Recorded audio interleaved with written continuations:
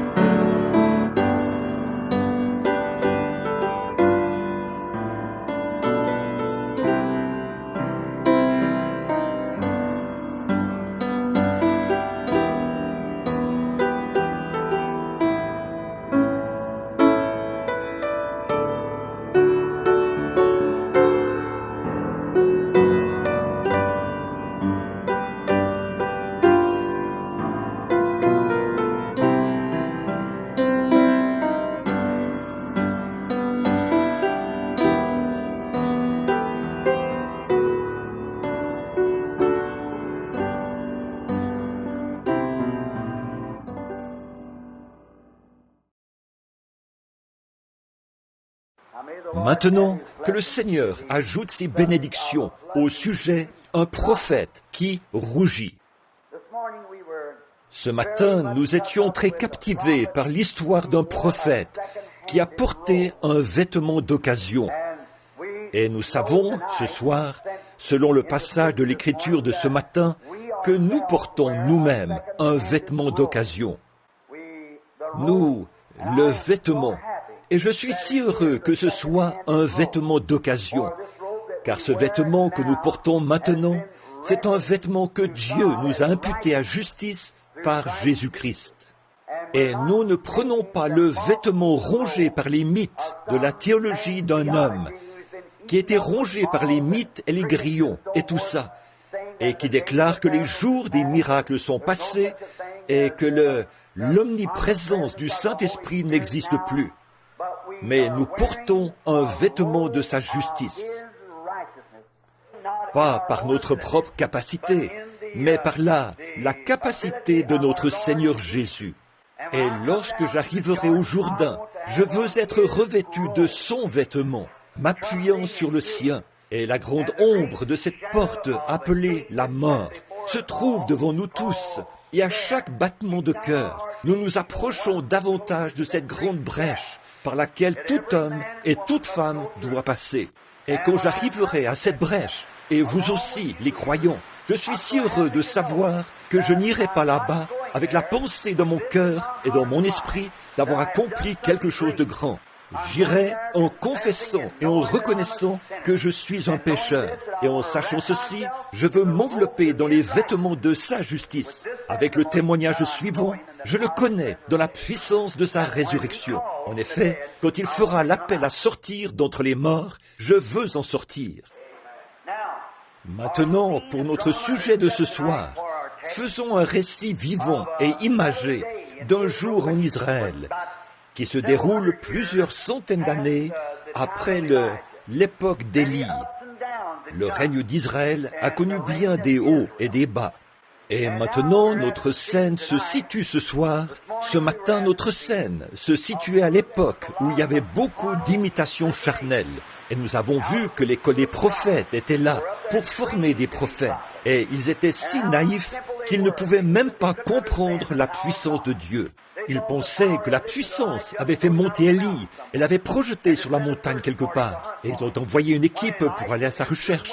Pourtant, Élisée, lui, savait très bien que Dieu l'avait emmené dans la gloire, car il n'était plus.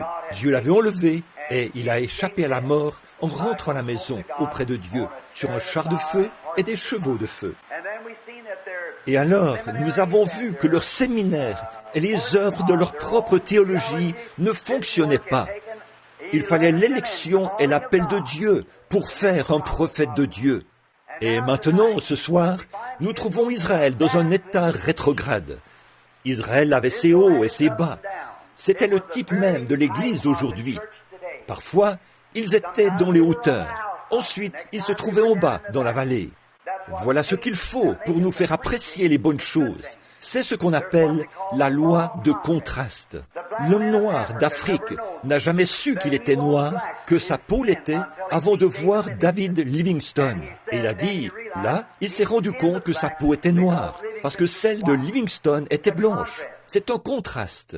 Vous ne sauriez jamais apprécier le jour si vous n'aviez pas la nuit. Vous ne sauriez jamais apprécier la lumière du soleil si vous n'aviez pas de jour nuageux. Vous ne sauriez jamais apprécier la justice s'il n'y avait pas d'injustice. Vous ne sauriez jamais apprécier la bonne santé à moins d'avoir connu une santé délabrée, une mauvaise santé. Ce ne sont que... Et je pense que c'est pour cette raison que nous apprécierons tant le ciel, parce que nous avons déjà vécu sur la terre. Et je pense que la loi de contraste, la raison pour laquelle nous apprécions tant le Saint-Esprit ce soir, c'est parce que nous sommes longtemps restés dans une église qui nous disait qu'une telle chose n'existait pas. La raison pour laquelle nous apprécions cela ce soir, c'est parce que nous avons connu l'inverse. Et Dieu a voulu qu'il en soit ainsi, parce que son peuple a connu ses hauts et ses bas. Vous ne sauriez jamais apprécier le sommet d'une montagne, à moins d'avoir été dans la vallée. De même, vous ne sauriez jamais apprécier une bonne eau si vous n'en aviez pas déjà bu une mauvaise. Et puis tout au long, il s'agit d'une loi de contraste. Là, Israël était dans l'un de ces états rétrogrades. Et quelle chose ils avaient fait? Or, Israël était un peuple choisi, élu, sélectionné, car Dieu avait choisi Israël dans un but précis. Le sang d'Israël devait être le sang le plus pur, parce que de cette lignée viendrait le Messie lui-même. Tout au long de l'Ancien Testament, Dieu est apparu dans l'homme. Dieu est apparu en Abraham, en tant que croyant, ayant la foi. Dieu est apparu en David, en tant que roi. Il est apparu en Joseph, en tant que justice. Il est apparu en Moïse, en tant que prophète, sacrificateur et législateur. Il est apparu à travers les âges, dans le prophète. Il s'est toujours fait connaître dans les hommes, en partie par les prophètes, les rois, les sacrificateurs, les législateurs, ainsi de suite.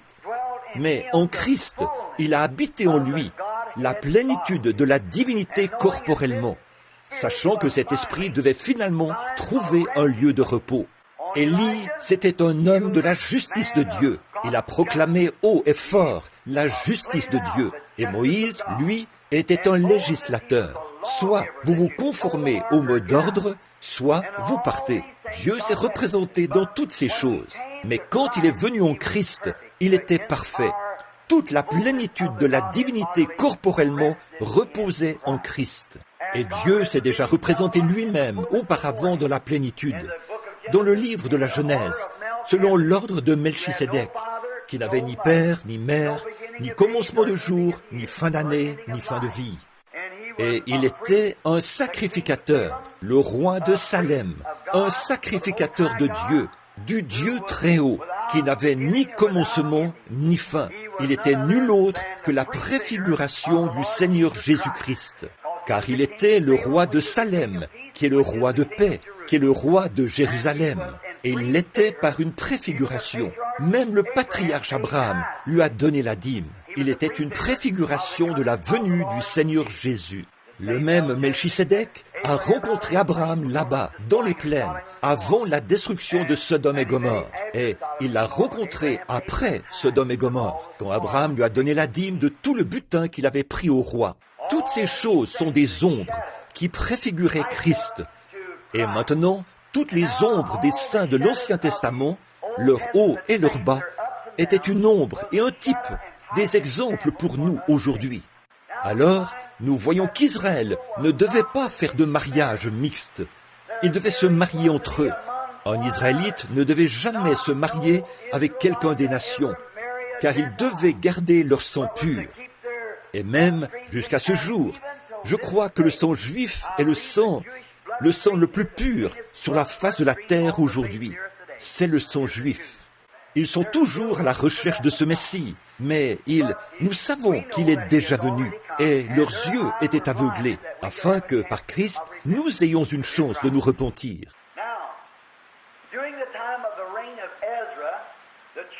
Or, durant le règne d'Esdras, les enfants d'Israël avaient rétrogradé. Ils étaient allés prendre des femmes moabites, et ils avaient pris les femmes des Amoréens et des Phérésiens, et de bien d'autres nations. Et non seulement avaient-ils épousé ces dernières, mais ils commettaient fornication avec elles, l'impureté, contaminant ainsi le sang même, qui est le ruisseau de la vie.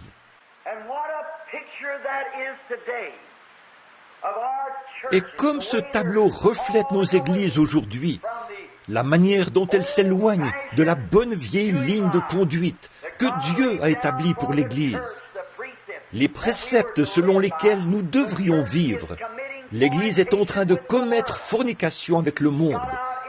Elle est allée dans le monde et s'est mise à flirter avec le monde. Alors, cela avait tellement mis le prophète dans l'embarras que lorsqu'il s'est présenté devant Dieu, son visage a rougi. Lorsqu'il a entendu parler de cela pour la première fois et qu'il a vu la déchéance morale de son peuple, cela l'a tellement blessé qu'il s'est assis et s'est oint. Il s'est arraché les cheveux et la barbe. Et il avait le cœur gros lorsqu'il était devant le Seigneur en prière. Ensuite, quand le sacrifice du soir a été offert, il est entré dans le temple et est tombé à genoux et a rougi devant Dieu à cause des péchés du peuple.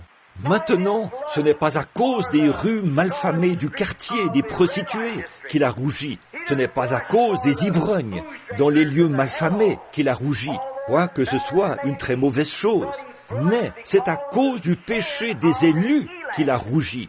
Et ce qu'il nous faut aujourd'hui, c'est davantage de prophètes qui ont assez de Dieu dans leur cœur pour rougir dans la présence de Dieu à cause des péchés des gens qui prétendent être le peuple de Dieu et qui se conduisent comme ils le font.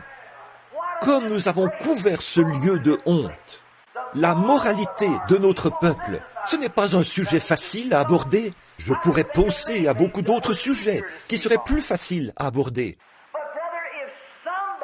Mais frère, si quelqu'un ne prend pas position en ce jour de péché et d'adultère dans lequel nous vivons, pour appeler les choses par leur nom, qu'arrivera-t-il? Il faut que quelqu'un en parle. Il faut que quelqu'un présente ça aux gens.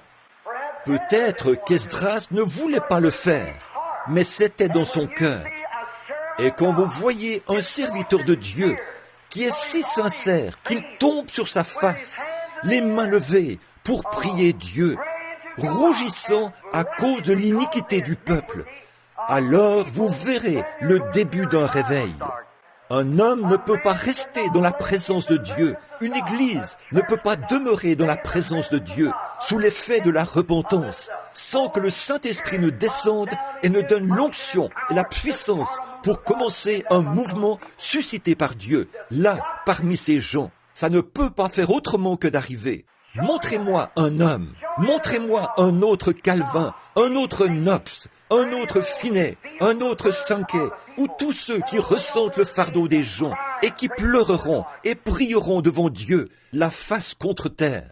Envoyez-nous de nouveau un John Smith de l'église baptiste qui avait prié toute la nuit à cause de l'iniquité des gens, au point d'en avoir les yeux bouffis le lendemain matin, à force d'avoir pleuré, si bien que sa femme a dû le conduire à table et lui donner son petit déjeuner à la cuillère. Montrez-moi de nouveau un John Wesley, un tison arraché au feu, et je vous montrerai un réveil. Ce qu'ils font aujourd'hui, c'est flatter la chose. On dit que c'est ceci ou cela, que c'est un réveil, alors qu'il n'y a pas de réveil là-dedans. C'est vrai, il y a une stimulation des émotions religieuses parmi les gens, mais pas de réveil. Ils avaient un groupe religieux à cette époque-là. Ils avaient de la stimulation à cette époque-là, mais ils avaient besoin d'un réveil. Eh bien, mon cher frère et ma chère sœur, la moralité de cette nation est tombée si bas que même un chien en aurait honte. Un chien en rougirait s'il le pouvait. L'immoralité de notre peuple. Les gens, il y a même quelques années, les choses que nous avons, que la nation a faites, les choses que les gens ont faites, tout cela, c'est à cause du manque de prière. Autrefois, l'Église ne croyait pas au cinéma. Les gens ne permettaient pas à leurs enfants d'aller au cinéma. Ils évitaient d'aller au cinéma. Et aujourd'hui, eh bien, ils ont le cinéma dans leur propre maison. Chaque maison a une télévision. Là où autrefois on croyait que c'était mal de boire de la bière. Là où autrefois on pensait John Barleycorn, quel type vraiment vilain il était. Aujourd'hui, 60% de ces prétendus chrétiens prennent un petit verre en société au moins une fois par an. Puis, c'est la beuverie aux alentours de Noël, lors de leurs festivités. En effet, ils ont adopté l'instruction pour remplacer le salut. Ça ne le remplacera jamais. Ce qu'il nous faut, c'est un réveil. On met des pansements pour corps, puis on les enlève. Un autre pansement pour corps, on l'enlève. Et l'on remarque que la douleur est toujours présente. Ce qu'il nous faut aujourd'hui, ce n'est pas une régénération sociale, ni des discours intellectuels. Ce qu'il nous faut aujourd'hui, c'est une transfusion de sang à l'ancienne mode, envoyée par Dieu depuis le ciel. Les pansements pour corps ne serviront à rien. Nous sommes anémiques. Il nous faut une transfusion de sang. Il nous faut revenir à l'évangile, à l'ancienne mode, qui appelle à la repentance devant Dieu. Non pas une confession faite d'un œil sec, par une poignée de main, mais bien un réveil du Saint-Esprit, envoyé par Dieu, qui apporte la purification par le sang du Seigneur Jésus-Christ dans chaque cœur humain. Il nous faut un réveil qui commence dans l'Église et qui balaye tout le pays. Sans ce genre de réveil, nous mourrons, nous périrons et nous sommes fichus. J'en ai assez de voir ces prétendus petits réveils de Hollywood où les gens entrent là et se laissent porter par leurs émotions pendant quelques heures, ou un jour ou deux, ou une semaine ou deux, puis ils sortent de là et ça s'arrête là. Frères, vous pouvez être emballé par un réveil, vous pouvez avoir des émotions, vous pouvez avoir de bonnes intentions, toutes ces choses sont bien, mais nous n'avons pas besoin de ça aujourd'hui. Nous avons besoin du baptême du Saint-Esprit pour changer les émotions, l'intellect, les points de vue, les habitudes et la vie des gens, pour les remettre de nouveau sur le bon chemin. En dehors d'une transfusion de sang du calvaire, toutes nos réformes ne nous serviront absolument à rien. Nous n'avons pas besoin d'une ONU. Nous avons une ONU là-bas. Et que font-ils? On n'y invoque jamais le nom de Dieu. Ils ont peur de l'invoquer. Un jour, un groupe d'ecclésiastiques a posé la question « Pourquoi ne font-ils pas de prière ?» On leur a répondu « Cela pourrait offenser quelqu'un d'autre, l'un de ceux qui ne croient pas en Dieu. » Oh, ce qu'il nous faut, c'est un réveil. Peu importe qui cela pourrait offenser, nous devons prêcher l'évangile et montrer ce qui est en nous. C'est vrai, je ne vous donnerai pas le moindre sou pour tout programme qui exclut Dieu, que ce soit l'ONU ou un conseil des 4, peu importe ce que c'est. Tant que cette nation ne prend pas conscience du fait que, sans le sang de notre Seigneur Jésus-Christ, nous mourrons. Tant que les individus ne prennent pas conscience de la cause que nous sommes en train de mourir. La raison pour laquelle nous sommes en train de mourir, c'est parce qu'il nous manque l'original, le chemin, la solution, le remède que Dieu nous a donné au calvaire. Pas étonnant que cela fasse rougir un homme. Pas étonnant, un véritable prédicateur examine son assemblée, essaie de conduire les membres devant le trône de Dieu. Il les visite chez eux et les voit en train de fumer la cigarette, de se raconter des plaisanteries grossières, de donner des réceptions dans la cour de derrière, des beuveries. Elles marchent çà et là dans les rues, leurs jeunes femmes et celles d'un certain âge, et ainsi de suite. Et même grand-maman porte des petits shorts. Maman est là, dans la rue, un bébé dans ses bras, habillé de façon assez sexy pour attirer l'attention de n'importe quel contrebandier d'alcool qui se promène dans la rue. Et ces gens prétendent être chrétiens. Amener une telle personne dans la présence de Dieu ferait rougir tout véritable homme de Dieu. C'est vrai. Et le fait d'adhérer à l'Église et d'avoir une meilleure classe de gens, tout cela est devenu si ridicule. Il en était ainsi à cette époque-là, et il en sera ainsi aujourd'hui. Retournons à Dieu, non pas par une injection d'instruction, non pas par une injection de réforme religieuse, non pas par l'injection d'une théologie quelconque, faite de main d'homme, mais par un baptême du Saint-Esprit à l'ancienne mode, envoyé par Dieu depuis le ciel, au moyen d'une expérience pentecôtiste qui consume les choses charnelles. Elle remettra à l'intérieur le joyau qui était destiné par Dieu à être là, celui d'un fils et d'une fille de Dieu. Tant que nous n'aurons pas fait ça, frères et sœurs, nous aurons toujours ces femmes sexy, aux cheveux coupés, qui portent du maquillage, et des hommes qui boivent, qui fument et se disent chrétiens. Et c'est parce qu'ils ne savent pas faire autrement. En effet, dans leur cœur se trouve cette racine charnelle. Et il nous faut un nettoyage de l'Église, du sous-sol jusqu'à la chair. Amen, c'est exact. Ce qu'il nous faut aujourd'hui, ce sont des prophètes qui rougissent. Dieu, parfois les gens viennent dans la ligne de prière pour qu'on prie pour eux. Et ils ont l'air d'aller dans une maison malfamée. C'est vrai, elles viennent demander quelque chose à Dieu et ont l'allure d'une Jézabel.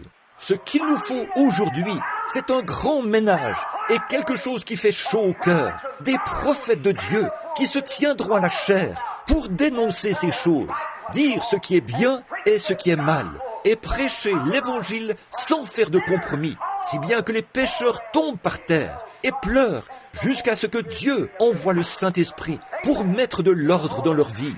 Amen. Nous savons que c'est vrai. C'est vrai.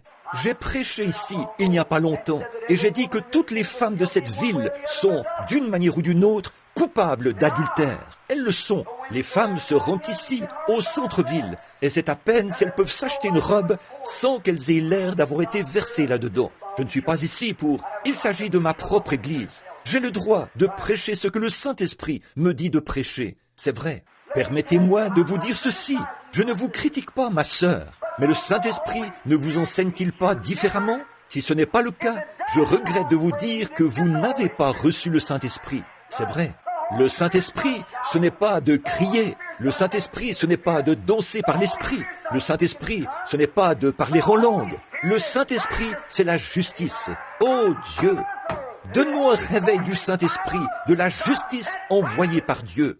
Ne vous rendez-vous pas compte que lorsque vous vous habillez comme ça, et que vous marchez dans la rue, et que les hommes vous regardent de la mauvaise manière, qu'au jugement, vous pouvez être aussi pur qu'un lys devant votre mari, mais au jugement, vous serez coupable d'avoir commis un adultère avec le type devant lequel vous vous êtes exhibé. Pas étonnant que cela fasse rougir quelqu'un, pas étonnant. Quel effet cela a-t-il sur Dieu, alors que la Bible déclare qu'au commencement, il s'affligeait d'avoir créé l'homme. Lorsqu'il a posé son regard sur les gens, au jour qui précédait la destruction antédiluvienne, le cœur de Dieu était affligé d'avoir créé l'homme. Que s'était-il passé? Les fils de Dieu virent que les filles des hommes étaient belles. C'était une perversion. C'était un désordre sexuel. C'est cette chose-là qui avait chassé les enfants de Dieu du jardin d'Éden. C'est cette chose-là qui avait provoqué le jugement de Dieu pour rétablir la paix sur la terre. C'est cette chose-là qui avait causé leur destruction C'était ce même désordre entre les hommes et les femmes qui avait fait que Sodome et Gomorrhe soient envoyés au fond de la mer morte. Cela avait été annoncé par les prophètes. Cela avait été annoncé par le Seigneur Jésus, que ce qui arriva en ces jours-là arrivera de même avant la venue du Fils de Dieu. Nous regardons à ce jour-ci et nous voyons que l'Église ne prend pas exemple sur la Bible, sur Ruth et sur Naomi, sur Sarah et les personnages de la Bible. Mais ils prennent exemple, et c'est le cas des femmes de l'Église, sur Hollywood et les influences même du diable. Et nos gens qui se disent chrétiens vont là-bas et adoptent les modes de vie de cet homme mauvais. Ces disques d'Elvis Presley, ou comment il s'appelle, c'est l'une des personnes les plus illusionnées et les plus possédées du diable dont j'ai jamais entendu parler de ma vie. Arthur Godfrey et ces gens-là, et vous écoutez ces absurdités à la radio, et vous refusez d'entendre prêcher une prédication de l'évangile de la Bible. Que Dieu ait pitié de vous. Quel genre d'esprit avons-nous parmi nous? C'est vrai. Pas étonnant que le prophète de Dieu ait rougi devant le Seigneur. Il savait que c'était de l'iniquité et il s'est tenu là et a plaidé la cause et a dit à Dieu, nous sommes injustes. Et nous le sommes, mes amis, jusqu'à ce que nous puissions retourner à ce point-là, où il y a une transfusion de sang. Cessez d'essayer de mettre des pansements, cessez d'essayer de mettre du baume. La guérison ne viendra pas, à moins que la circulation sanguine soit bonne. Voilà pourquoi les gens ont le diabète. Si un diabétique se coupe, sa plaie ne guérira probablement jamais. Pourquoi ? Parce que les véritables globules rouges ont été rongés. L'Église tout entière est devenue diabétique. Et à la moindre petite coupure, plutôt que de continuer à marcher, vous la grattez. Elle ne peut pas guérir. L'égoïsme, l'avidité, l'immoralité et toutes ces choses qui figurent dans les annales comme étant des méfaits selon Dieu. Voilà les habitudes que l'Église est en train d'adopter. Les hommes boivent, fument et font des plaisanteries grossières. Les femmes se coupent les cheveux, portent du maquillage, font toutes sortes de choses et s'habillent de façon immorale pour se présenter devant les gens. Toutes ces choses sont dues à un manque du sang du Seigneur Jésus-Christ qui nous purifie de toute iniquité. Amen. Cela peut sembler dur à entendre. C'est dur, en effet, mais c'est la vérité. Si nous n'annonçons pas haut et fort les jugements du Dieu Tout-Puissant, un de ces jours, vous serez pris ici dans une explosion atomique qui enverra chaque âme dans l'éternité pour rencontrer un Dieu qui ne reconnaîtra que le sang de son Fils, Jésus-Christ. Mon conseil, vous voir venir sous le sang. Le conseil que je vous donne, c'est de vous mettre en règle avec Dieu. C'est le conseil que je vous donne. Eh bien, pourquoi n'arrivons-nous pas à avoir la foi ? Pourquoi n'arrivons-nous pas à avoir de plus grandes guérisons que celles que nous avons ? Pourquoi ne sommes-nous pas solidement bâtis ? C'est parce que nous mettons des pansements pour corps. C'est parce que nous appliquons de l'adhésif. Nous mettons des morceaux de sparadrap. Nous essayons de couvrir la chose au lieu d'admettre qu'il nous faut une transfusion. Nous sommes dépourvus du sang. Nous sommes dépourvus de Christ. Ne vous y laissez pas prendre. Ne laissez pas le diable vous donner une tape amicale sur l'épaule et dire « Eh bien, je vais à l'église ». Le diable y va, lui aussi. C'est vrai, il y est allé, certainement. Il s'est présenté devant Dieu. Il est allé à l'église, là, dans le ciel. Il est venu devant le trône de Dieu, avec les fils de Dieu, et s'est assis avec eux. Il a eu une audience avec Dieu. Il a dit « D'où viens-tu » Il a dit « De parcourir la terre et de m'y promener ». C'était là qu'il était. Alors, le diable va à l'église. Le diable est membre de l'église. Le diable agit comme un chrétien. C'est un séducteur. S'il n'agissait pas comme un chrétien, ni comme une église, il ne serait pas un séducteur. Aucun homme ne pourrait être séduit. La seule chose, c'est que c'est aussi différent que le blanc l'est du noir. Ils sont contraires l'un à l'autre. Mais la Bible dit, ce serait tellement proche que ça séduirait même les élus, si c'était possible. Cet esprit dans les derniers jours, nous y sommes, mes amis. Il est temps pour les prophètes de Dieu, ô frères, pour les prédicateurs, si on le dit ainsi, dans tout le pays, de tomber sur leur face. Eh bien, même s'il y a 19 millions d'églises baptistes, 19 millions de baptistes plutôt, en Amérique, 13 millions de méthodistes, 11 millions de luthériens, 10 millions de presbytériens. Miséricorde, pensez-y. Ils vont constamment au match de baseball, au lieu de divertissement. Et le mercredi soir, et parfois le dimanche soir, ils restent à la maison pour écouter la télévision et la radio. Ces espèces de petites railleries et de plaisanteries, toutes tirées de Hollywood. Votre âme se vautre dans ce genre de choses-là. Alors que vous devriez plutôt avoir votre Bible ouverte là, quelque part, et vous prosterner devant Dieu, à genoux, priant pour les péchés du pays. Et tout comme vous, je suis coupable. J'ai pris ma décision avec l'aide et la grâce de Dieu. Si notre Dieu me donne la force de le faire, je suis décidé à courir vers le but de la vocation céleste en Jésus-Christ, jusqu'à ce que la mort me libère. Que Dieu soit mon aide pour que j'y arrive.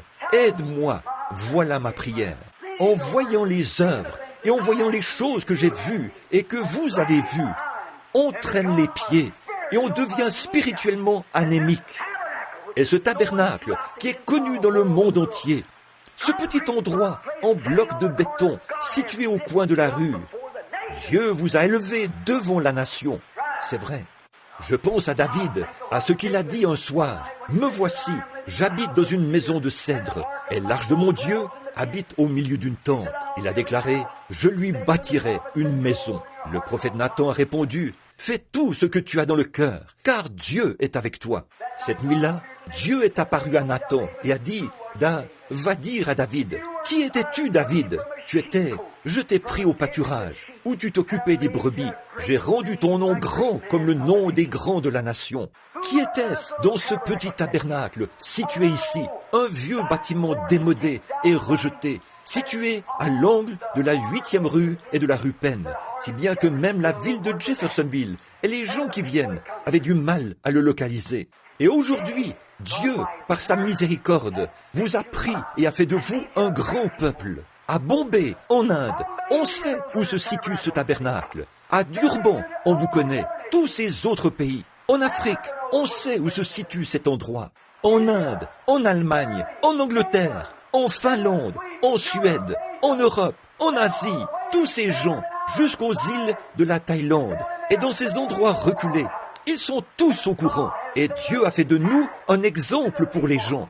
Et dire qu'après que Dieu a fait cela, nous faisons demi-tour pour traînasser avec les choses du monde et devenons très anémiques spirituellement. Eh bien, nous devrions être le phare qui se tient là, sur une colline, une lampe qui ne peut être cachée. Oh Dieu, je suis tout aussi coupable que vous.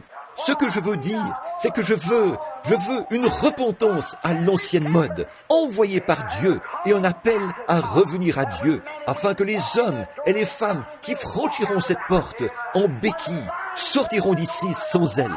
Lorsqu'on amènera les aveugles par cette porte, ils sortiront d'ici en ayant recouvré la vue.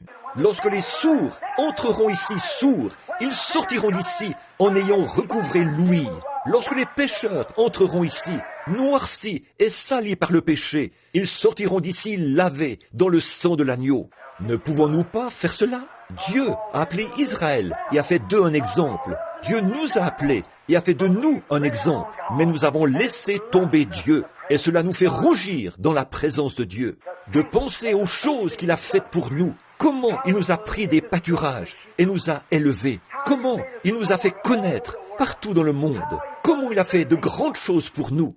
Et pourtant, nous traînassons, nous nous mêlons à tout ça, nous sortons et nous n'avons pas l'air d'être sincères. Nous n'avons plus de moments de prière et les choses vont simplement de travers. Nous essayons d'organiser de petits programmes, des pansements pour corps, afin de soulager la douleur. Vous ne pouvez pas soulager la douleur à moins d'avoir ce sang bon et riche là pour guérir la chose. C'est exact. Si vous retirez un vieux corps par excision et que vous vous retrouvez avec le diabète, ça vous fera perdre votre pied. N'essayez pas d'écarter ceci, ni de contourner ceci, ni de mettre un pansement pour corps sur ceci. Mais la chose à faire, c'est de venir directement devant Dieu et dire « Oh Dieu, je suis anémique et j'ai besoin que ton sang me purifie de tous mes péchés. » C'est ma prière et j'espère que c'est la vôtre. Réfléchissez à ces choses, mon ami.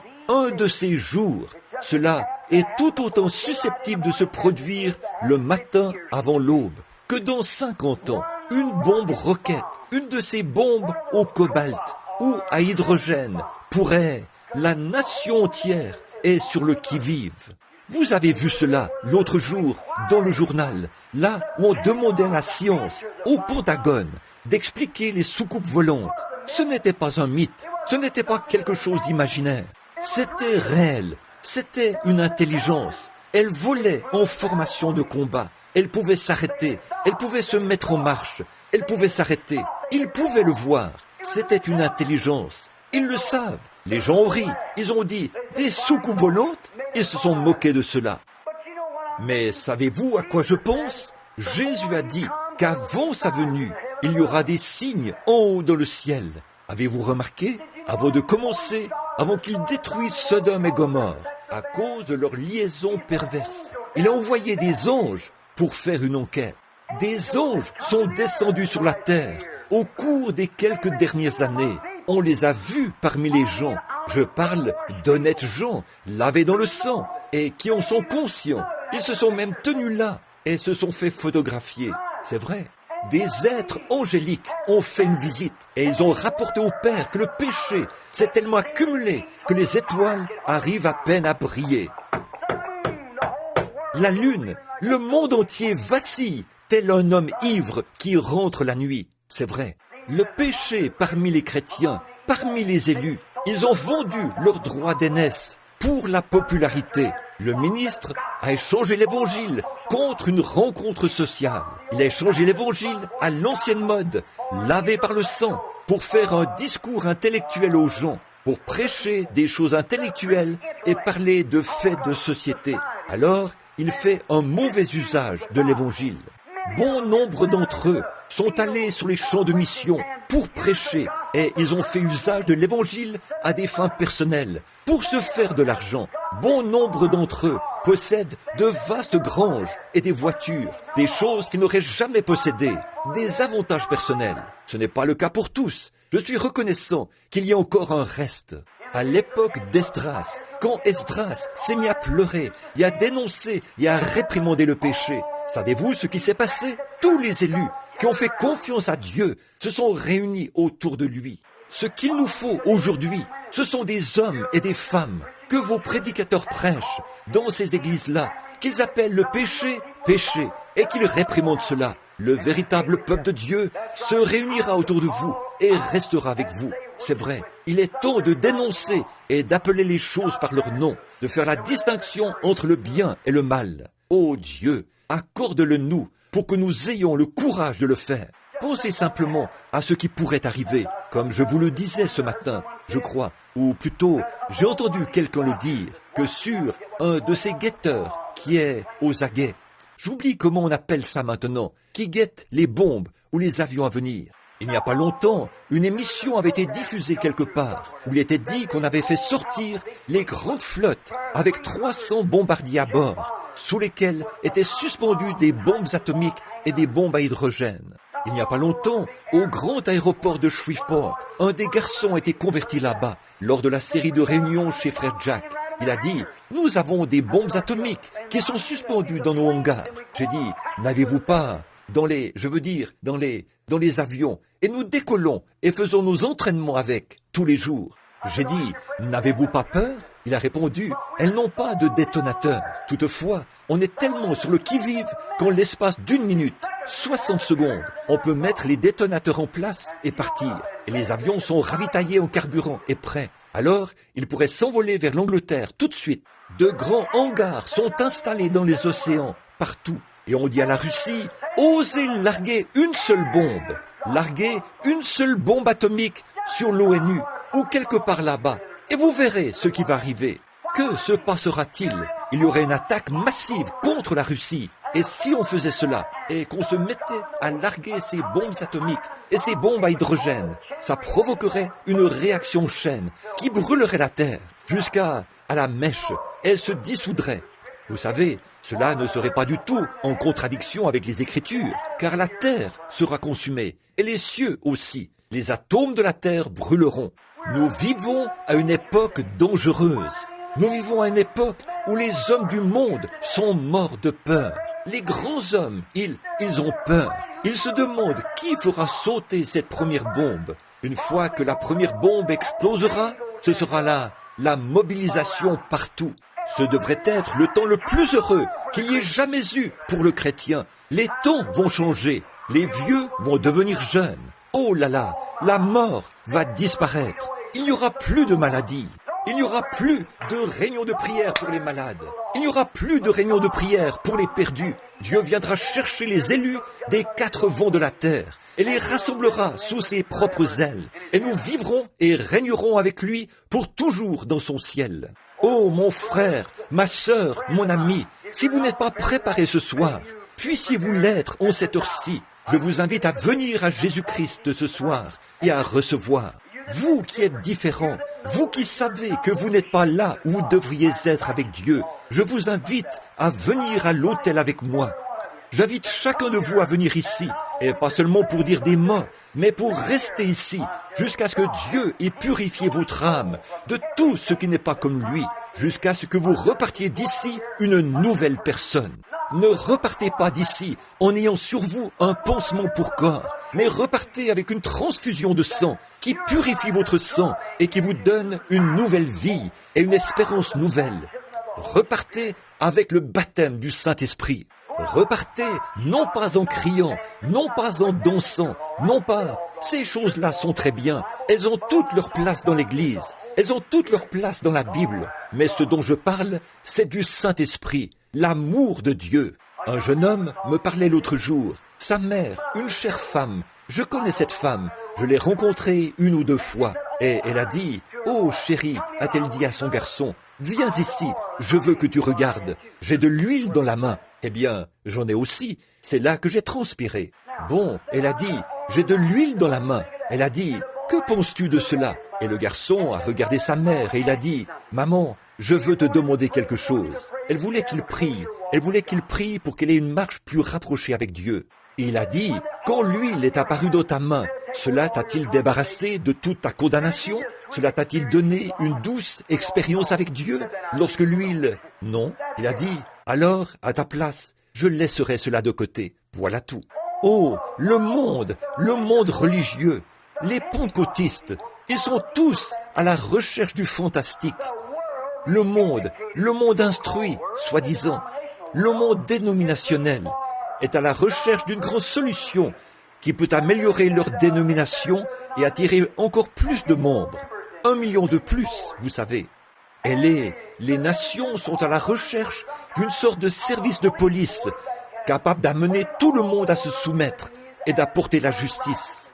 Frères, cela ne vient pas par le fantastique du pentecôtisme. Cela ne vient pas non plus par les organisations protestantes, ni par la hiérarchie catholique. Cela ne vient pas non plus par les pentagones ou par le fait de tourner la page. Cela vient par une vie abandonnée à Jésus-Christ, par le moyen du baptême du Saint-Esprit. Si ce n'est pas ça, c'est faux. Prions. Je demanderai à notre sœur de venir à l'orgue là-bas, au piano en ce moment, alors que nous sommes en prière, pendant que chaque personne a la tête inclinée et que chaque personne est en prière. Je me demande en ce moment si vous pouvez mesurer votre esprit à la parole de Dieu. Êtes-vous en ordre? Après ce service, comme je vous l'ai dit, j'ai une belle-mère là-bas, à l'article même de la mort. Je dois aller la voir. Elle est mourante. J'ai d'autres amis que je connais d'ici, que je visite, qui sont à l'article de la mort. Des gens qui se sont déjà assis dans cette église. Oh, frères, sœurs, vous en arriverez là, vous aussi. Vous devez en arriver là. Or, vous dites, eh bien, je le sais bien, frère Branham. J'ai l'intention de réparer cette chose-là un de ces jours. Mais pour vous, il se peut que ce ne soit pas un de ces jours. Il se peut qu'aujourd'hui soit le seul jour. Cet homme était bien loin de se douter, alors qu'il venait de la Californie et qu'il se rendait dans le Michigan l'autre jour avec sa petite femme. Elle conduisait la voiture. Lui, il était à bord de la camionnette, en route vers leur nouvelle maison. Il venait de prendre sa retraite de la marine. Il était loin de se douter, quand il est parti ce matin-là, peut-être depuis un port de tourisme, que quelques minutes plus tard, son épouse et son bébé ne seraient plus que des cadavres. Mais là, un peu au nord de Henryville, leur voiture est entrée en collision avec un autobus. Et le conducteur avait fait que son véhicule a presque fait une mise en portefeuille. Mais ça a tué cette femme et cette petite fille. J'espère que le rame était en règle avec Dieu. Il y a quelques semaines, quand frère Wood et moi, nous nous sommes rendus à l'endroit où un avion s'était écrasé pas loin d'ici. Nous les observions alors qu'ils dégageaient des morceaux du corps de 8 hommes. Il y avait là des têtes, des jambes et des bras un peu partout. Ils ont ramassé un corps et les entrailles sortaient du corps de cet homme. Il s'agissait peut-être d'un brave homme, un homme célèbre de Chicago. Quand cet homme est monté à bord de cet avion ce matin-là, je me demande s'il avait eu de bonnes intentions le soir ou il s'était rendu à l'église. Le pasteur avait-il fait un appel à l'autel? Avait-il réprimandé le péché? Et cet homme avait-il eu une chance? Ou était-il sorti comme un animal? Cet homme était-il, aux yeux de Dieu, un fils de Dieu? Réfléchissez à ces choses, mes amis. Elles sont importantes. Non seulement sont-elles importantes, mais elles sont ce qu'il y a de plus important pour vous en cette heure-ci. C'est maintenant le moment où vous prendrez votre décision. C'est maintenant le moment où vous pourriez prendre votre décision dans cette vie pour la vie à venir. Puissiez-vous faire cela alors que nous prions. Père Céleste, dans la Bible, nous lisons ce que tu as dit au sujet du péché et de ceux qui le commettent et qui ne le confessent pas. Nous sommes conscients de ce que ça veut dire de mourir sans avoir connu Dieu. Nous le savons par expérience, car nous avons vu d'autres personnes partir. Ceux qui ont eu l'intention de faire quelque chose, mais qui l'ont trop longtemps remis à plus tard. Ô Dieu, ceux qui ont professé, mais qui n'ont pas possédé ce qu'ils prétendaient avoir. Ceux qui ont agi comme des chrétiens, mais qui, pourtant, n'ont jamais été chrétiens. Leur vie l'a démontré et leur mort l'a manifesté. Maintenant, Père, je te prie de parler à chaque cœur ici ce soir, et moi-même, Seigneur, pour avoir été lent à agir, pour toutes ces choses que j'aurais pu faire et que je n'ai pas faites. Je confesse mes torts. Je confesse les torts de ces gens. Je confesse les torts de cette nation. Je te demande d'être miséricordieux, Seigneur. J'ai là 3 jeunes enfants à élever, et nous vivons ici, dans un milieu hostile. Et, ô Dieu, il nous est inutile de prendre la fuite. Tu sais tout à ce sujet. Ô Dieu, je veux être en règle avec toi. Un jour, si ce n'est pas une bombe atomique qui nous tue, ce sera un accident. Si ce n'est pas un accident qui nous tue, ce sera une maladie. Quelque chose doit nous enlever la vie. Mais nous sommes si heureux de savoir qu'il y a un moyen d'échapper. Le nom de l'Éternel est une tour. Elle est juste, s'y réfugie et se trouve en sûreté. Ô Dieu, qu'un ami pécheur, ce soir, garçon, fille, homme ou femme, voit la porte ouverte, l'occasion et court vers Christ en cette heure même. Maintenant, alors que nous avons la tête inclinée, est-ce qu'il y a des gens ici, ou je sais qu'il y en a quelques-uns ici, qui voudraient dire, avec une main levée vers Dieu, j'ai honte de ma vie, et je voudrais confesser mes torts devant Dieu et implorer la miséricorde. Levez la main vers Dieu, que Dieu vous bénisse, que Dieu vous bénisse, que Dieu vous bénisse. Vous êtes nombreux, nombreux. Oui, il y a aussi beaucoup d'entre vous que Dieu vous bénisse. Bon nombre d'entre vous, ici, ont professé le christianisme pendant longtemps et savent qu'ils ont manqué de se conformer aux exigences de Dieu et savent qu'ils font maintenant même des choses qu'ils ne devraient pas faire. Et vous continuez sans les confesser. Vous vous contentez de suivre le courant. Vous regardez le genre d'émissions que vous ne devriez pas regarder. Vous regardez ce genre de magazines et lisez des choses que vous ne devriez pas lire. Cela ne convient pas aux chrétiens. Vous écoutez ces plaisanteries dégoûtantes, ces histoires sales et ces grossièretés que vous savez que vous ne devriez pas écouter. Hommes et femmes, les deux. Vous connaissez des situations où vous auriez pu dire quelque chose, mais vous ne l'avez pas fait. Et peut-être êtes-vous coupable du péché d'omission. Je me demande si vous voudriez lever la main vers Christ pour qu'il soit miséricordieux envers vous et qu'il vous pardonne. Levez la main. Que Dieu vous bénisse, jeune dame. Alors que cette femme s'avance, qu'elle vient à l'autel pour les confesser. Levez la main vers Dieu. Que Dieu vous bénisse. C'est ça, monsieur. C'est ça. Que Dieu vous bénisse. Levez la main. Vous savez que vous avez mal agi.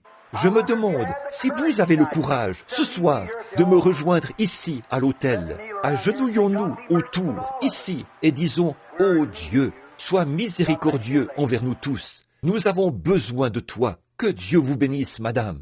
De voir ces jeunes femmes venir, en pleurant, elles qui ont toute la vie devant elles. Elles sont à la croisée des chemins. Elles sont victimes des circonstances. Quoi donc? Vous rendez-vous compte, vous, les hommes âgés, que nos garçons ont 10 fois plus de tentations que nous n'en avions à l'époque? Sœurs, vous rendez-vous compte que votre fille a 10 fois plus de tentations que vous n'en aviez lorsque vous étiez jeune fille? Et qu'en sera-t-il de sa fille à elle?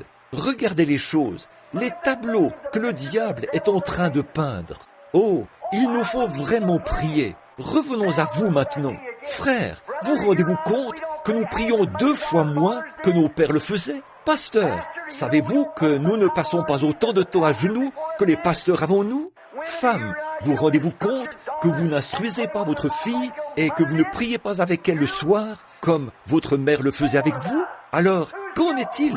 Qui est coupable? Nous sommes coupables. C'est incontestable. Nous sommes coupables. Je suis coupable. Je suis coupable de ne pas faire l'œuvre de Dieu comme je le devrais. Je le confesse, j'ai tort. Je demande à Dieu d'être miséricordieux envers moi. Je regarde et je vois les occasions que j'ai manquées à cause de futilités, de petites choses qui n'avaient pas la moindre importance. J'ai honte de moi en tant que ministre de l'Évangile qui se tient devant vous. Je me repens devant Dieu et je demande à Dieu de me pardonner et aussi à l'Église de me pardonner pour avoir été si lent à agir dans l'œuvre de Dieu. Par la grâce de Dieu et avec l'aide de Dieu, je n'écouterai pas ce que tout le monde essaie de vous dire ce que vous devez faire. Ils ont un programme, ils ont quelque chose à vous faire faire. C'est absurde. Je connais le programme de Dieu. C'est écrit ici dans la Bible. Et j'ai honte de moi en tant que ministre de l'Évangile. 1 million d'âmes gagnées. Je devrais avoir gagné 10 millions d'âmes. Je suis très loin du compte. Et vous, combien d'âmes avez-vous gagné depuis que vous êtes en Christ? Le christianisme se transmet d'une personne à une autre. Combien d'âmes avez-vous gagné depuis que vous êtes chrétien? Si vous ne gagnez pas d'âme, vous êtes coupable, vous êtes stérile, vous avez amené l'opprobre sur l'Église et l'Évangile. Combien de gens avez-vous amené à la réunion de prière du mercredi soir? Si vous ne le faites pas, vous devriez avoir honte de vous devant Christ. Vous êtes coupable et votre place est à l'autel. Je vous invite à vous joindre à moi pour la repentance.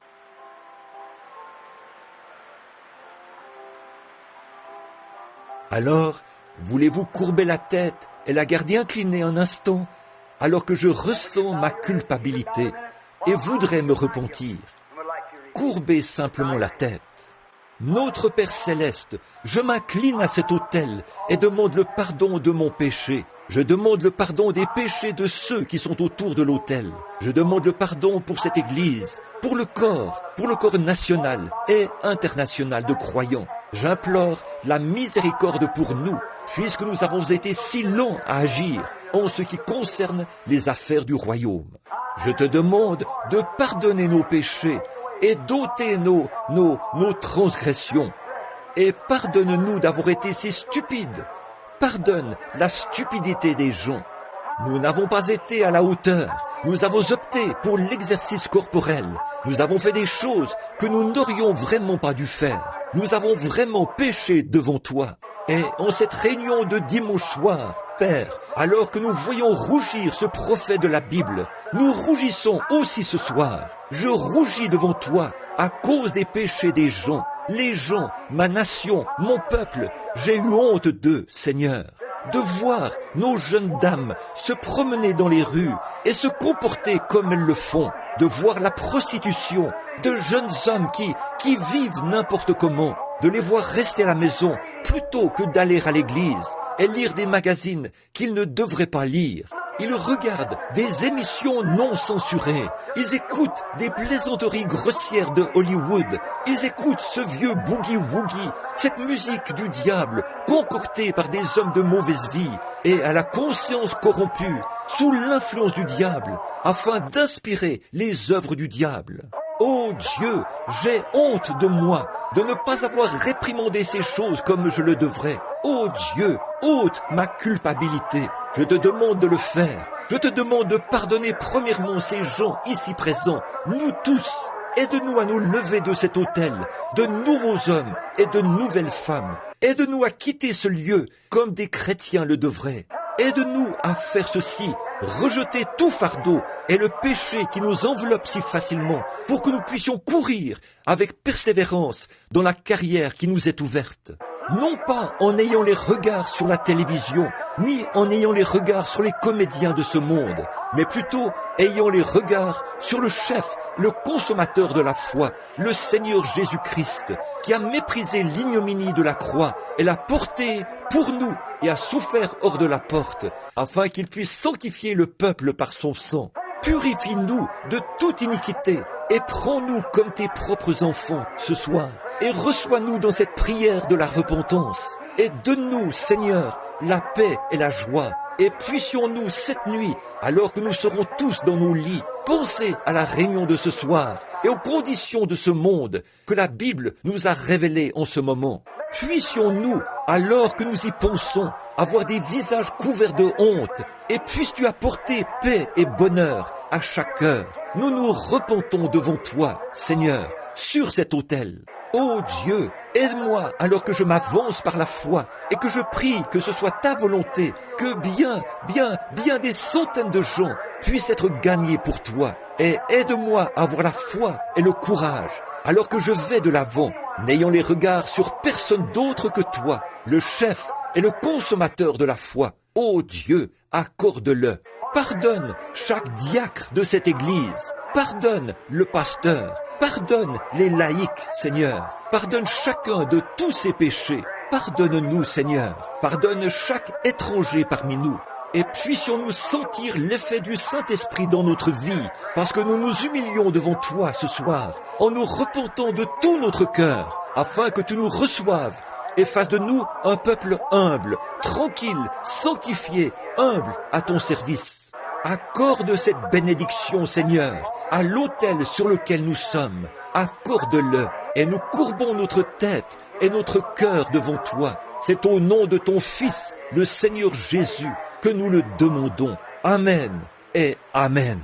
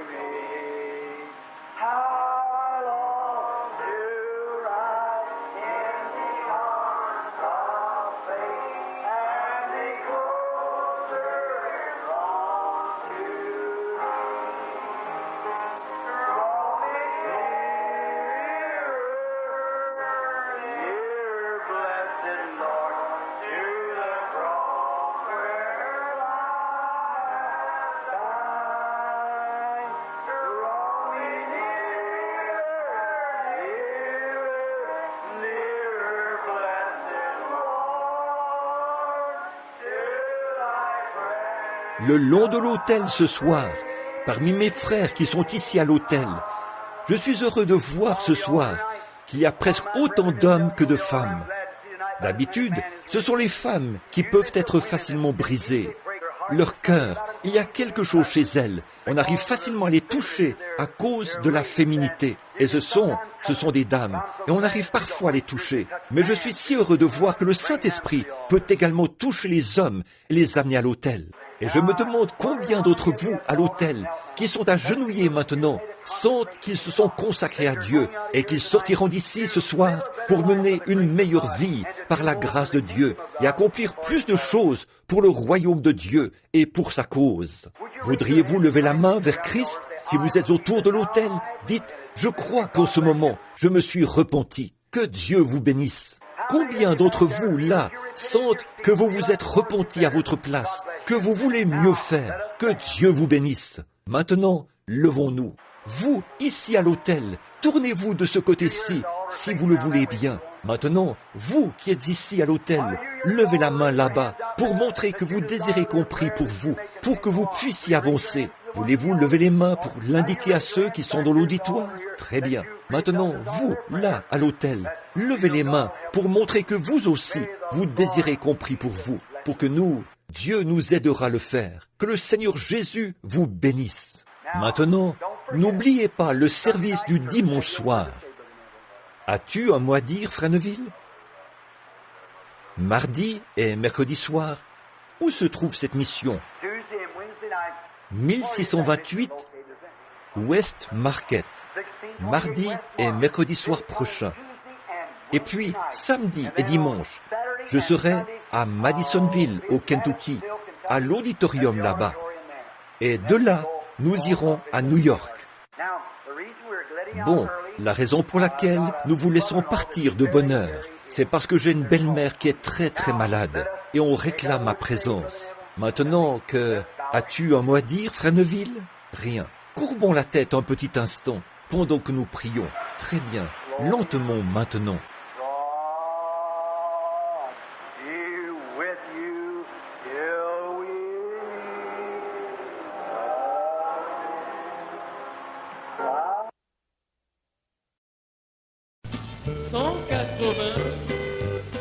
Je veux m'en aller chez moi.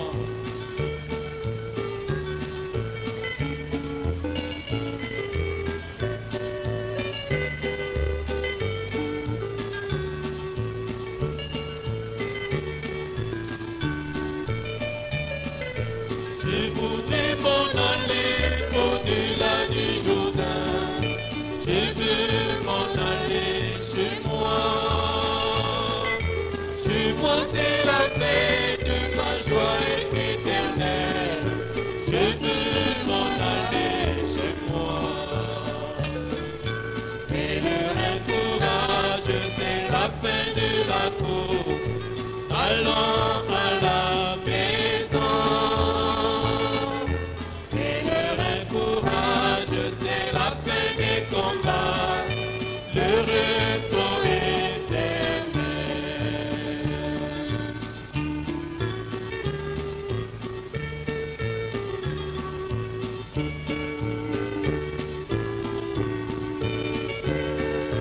Je voudrais goûter les délices de chez moi, les délices de Canaan. Fouler les domaines au boule et le miel, je veux m'en aller chez moi. Et le courage, c'est la fin de la course, allons à la maison. Et le courage, c'est la fin des combats, le repos éternel.